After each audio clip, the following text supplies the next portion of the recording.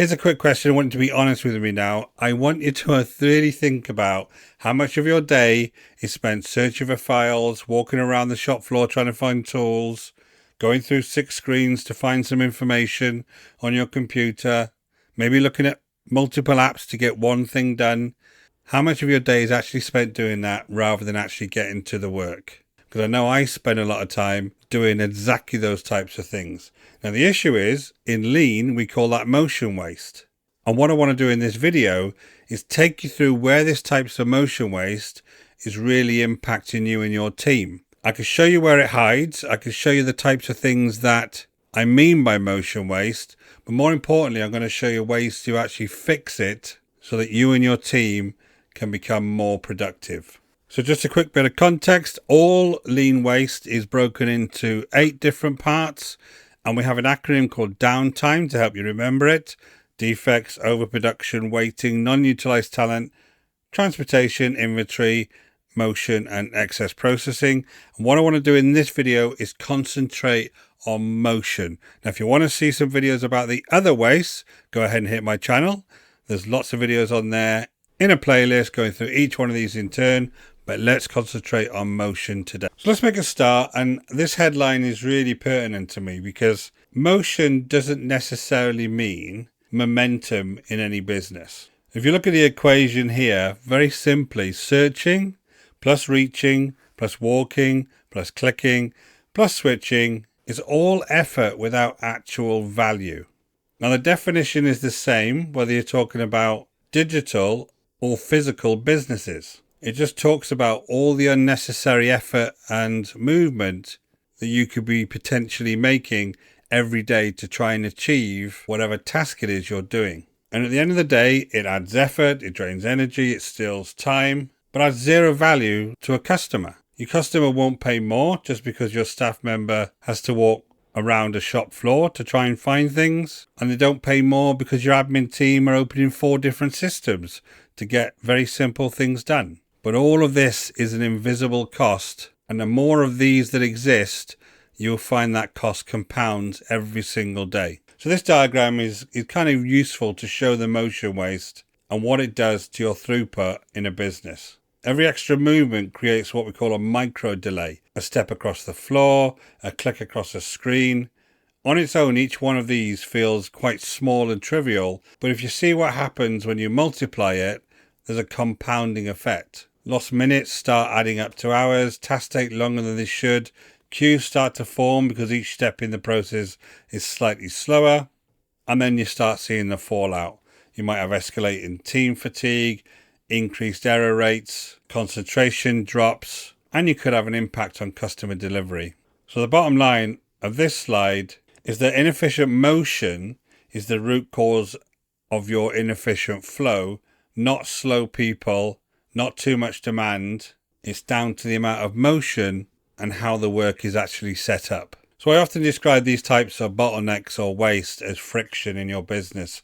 So I want to talk about a little bit around physical and digital environments because they are obviously slightly different. Although a lot of places these days you will see motion waste throughout the organization because we have a mixture. But it's important to distinguish between the 2 different areas because the motion waste looks different depending on where your business operates. But at the end of the day, the damage it causes is very similar. On the physical floor, like retail, trade, hospitality, the waste is walking, reaching, bending, obviously things that can take physical effort and tire people out over time. And the hidden cost is physical fatigue, manual errors, and the impact that obviously has fulfilling orders or physical bottlenecks. However, on the digital desktop, admins, SaaS businesses, creative agencies, etc., the waste is clicking, scrolling, tab switching, trying to find things in your folders, and it's more of a mental strain rather than the physical one. And in a similar way, you're going to have some cognitive fatigue. You're going to have people switching between things all of the time, different topics. And that in turn is going to slow down whatever task they're doing, and you're going to start seeing a digital backlog in that particular area. So you can see it's slightly different symptoms there, but it's the same underlying problem. Work is being interrupted constantly by unnecessary movement, And that interruption has a cost every single time. So I like to give lots of examples here so you really understand what can potentially happen depending on what type of business you have. So here are 3 physical business types. So let's start with retail. So you can see the waste here is that staff constantly bending or stretching to reach shelves. The cause is a poor, unergonomic shelf layout where things are not being put in the correct place. And the bottleneck is stocking is taking longer.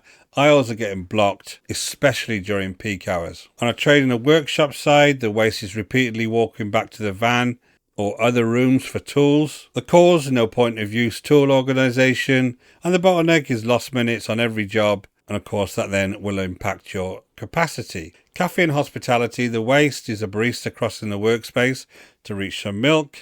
The cause is poor non-sequential workstation design, so basically the layout of the area, and then the bottleneck is slow service and long queues during rush periods.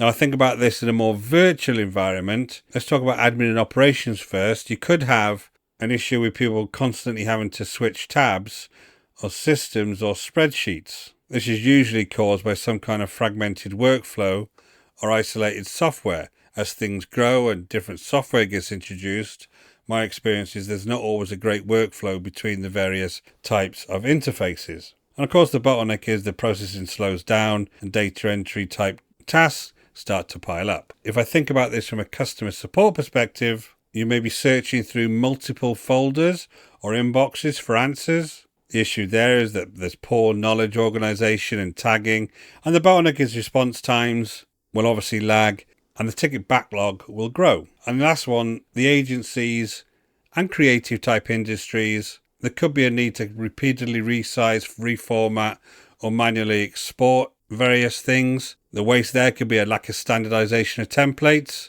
and automation. And of course, the bottleneck then is going to be creative time is lost to admin type jobs, and then projects will wait for the various different assets. So they were the example. Let's go into some diagnosis and talk about some of the root causes of some of this motion. So before you ever fix anything, it's worth knowing where the problem actually comes from. And there are usually 3 root causes or categories of root causes that can point you towards various types of solutions.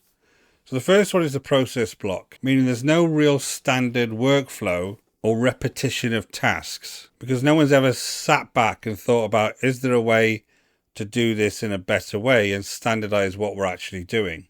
And this could include things like templates to aid in this standardization of various types of tasks. The second one is around tools and systems. So I see this a lot as companies develop.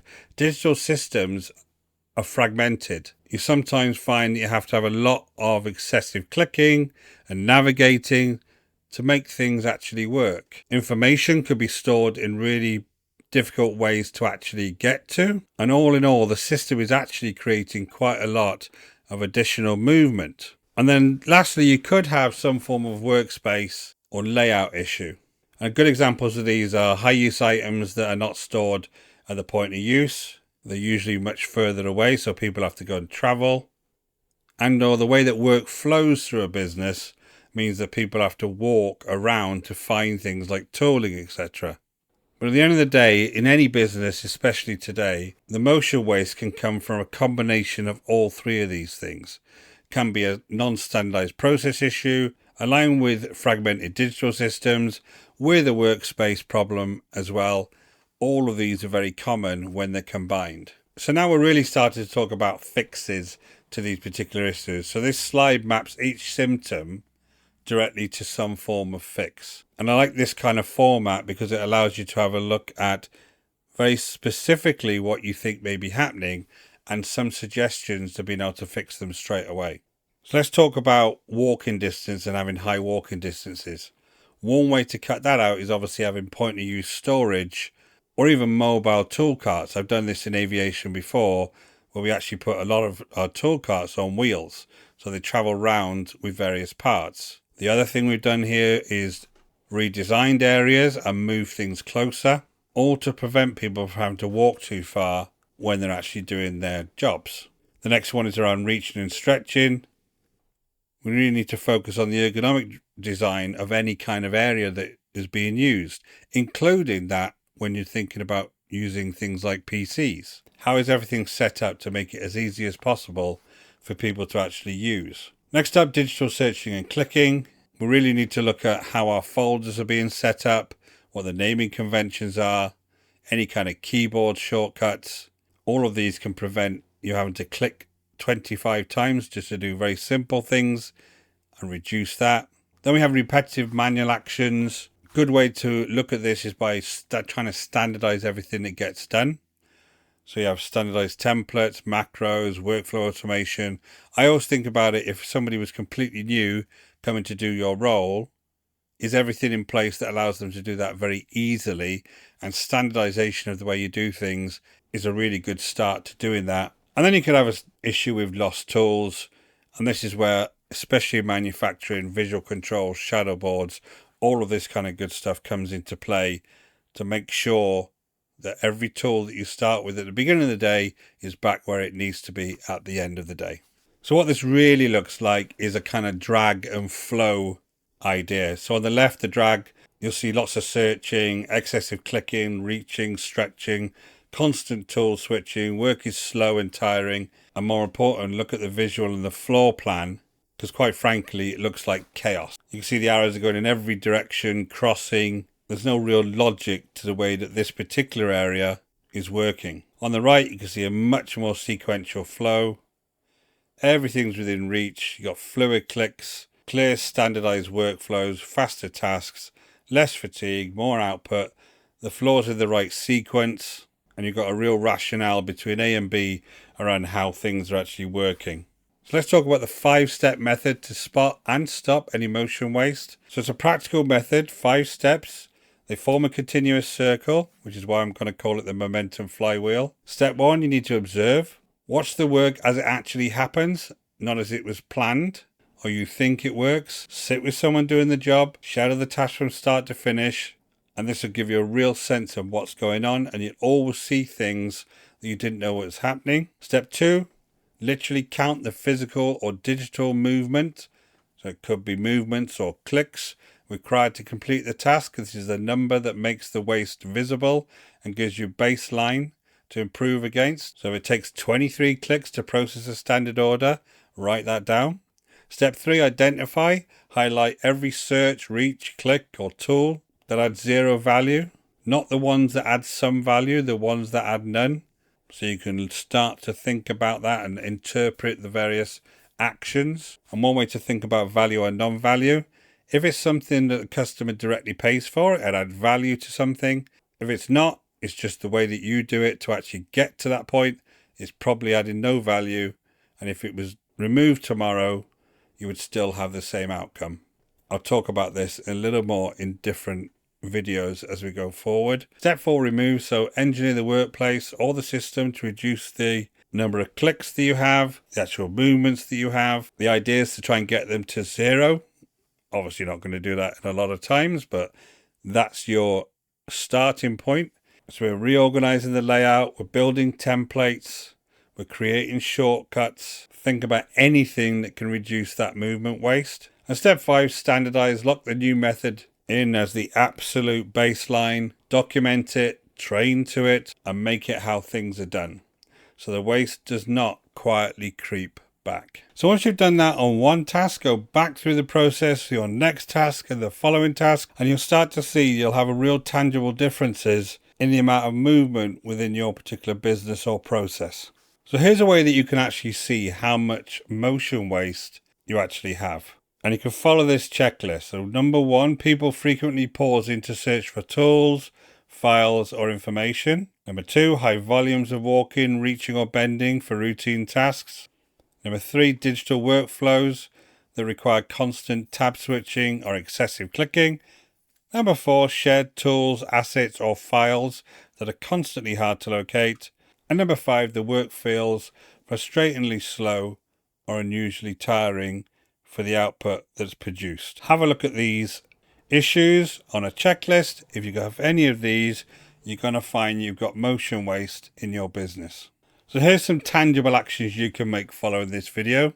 You can look at one workstation if you're in a physical environment, or one digital workflow today. You can go and observe it and just eliminate one movement or one click that you think isn't needed. Lock this change in, make it the new way that you actually work, and then celebrate that win and do that over and over again. Small changes will compound over time and give you a lot more time savings. So in summary, motion waste drains your energy. If you can have a better setup, it will boost your productivity and eliminates that friction, and it will create better flow within your business. If you want to understand the waste that you may have in your business in more detail, go ahead and hit the link in the description below over to my website. I've got a free tool there that will allow you to document your waste and understand the potential impact of each one of them. If that's useful to you, you'll see the link in the description below this video. If you enjoyed this video, don't forget to hit that subscribe and notification bell, and I'll let you know whenever I produce new videos. Until next time, take care.